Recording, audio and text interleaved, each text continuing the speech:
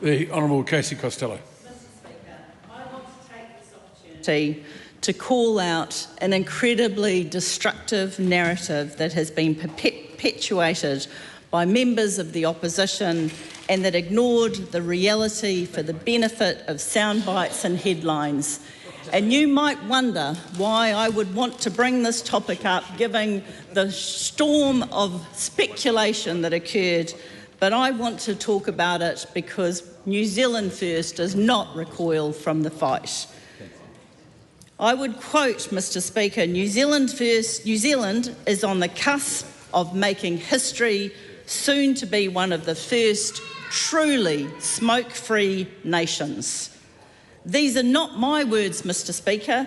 These are the words of Emeritus Professor Robert Beaglehole and the founder and chair of Action for Smoke Free 2025, ASH.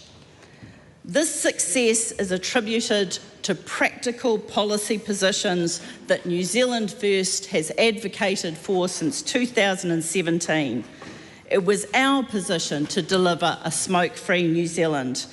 Before 2018, there was moderate declines in smoking rates, and from 2018, massive declines.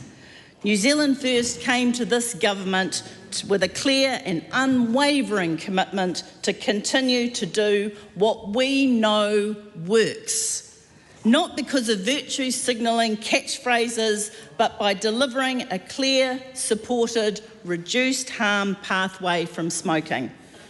There was success, Mr. Speaker, great success. But rather than sticking to what works, the previous Labor government wanted to wave around a banner of the smoke-free generation when youth smoking was not the problem. Our young people aren't smoking and haven't been smoking for some years. Under 17s, we're already recording a smoking rate of 0.6%. The good news being we have a smoke-free generation. The last recess, I again met with the frontline quit smoking workers who understand the challenge of the tools they need. That is what New Zealand First does. We meet with the front line, we understand the front line, and we form our positions from the working with the coalface who deliver the services, those that have skin in the game, those that know what works and know what truly is the situation. So let's again reflect not on my words, but on probably the foremost expert in smoke-free action, Robert Beaglehole, someone who has himself worked for the World Health Organization and spent decades working towards eliminating smoking harm that afflicts New Zealanders. He tells us the drop is steepest for Maori, with the rates having halved in 6 years. This progress is exceptional. It took Pākehā more than 4 decades to achieve the fall achieved by Māori since 2018. We were fed statistics by the Labor government. As the saying goes, they use statistics like a drunk uses a lamppost for support rather than illumination. We needed to be illuminated to make sure we were doing what was needed. Labor told this country to justify their positions that Māori smoking rates wouldn't be below 20% until 2045. It was below 20% in 2023, 22 years earlier than they were telling us.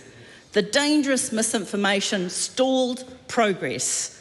It took us on the wrong path. And instead of implementing practical solutions and actions that invested in enforcement, that invested in regulation, that invested in tracking the activity of our frontline quit smoking services, they told us what they thought sounded good, not what was good. We know that we have long-term addicted smokers who need to be given the tools and support they need to quit. And that is why New Zealand First will continue to work as part of our coalition agreement to deliver smoke-free 2025. And in amongst all the scaremongering, in amongst all of the noise, Mr. Speaker, we will continue to deliver the practical common sense policy positions. I will close, Mr. Speaker, with the final words from Mr. Robert Beaglehole. New Zealand is leading the world in reducing smoking. It's time to recognise our success, not only to celebrate it, but to protect our gains, strengthen our commitment and inspire others around the world to follow.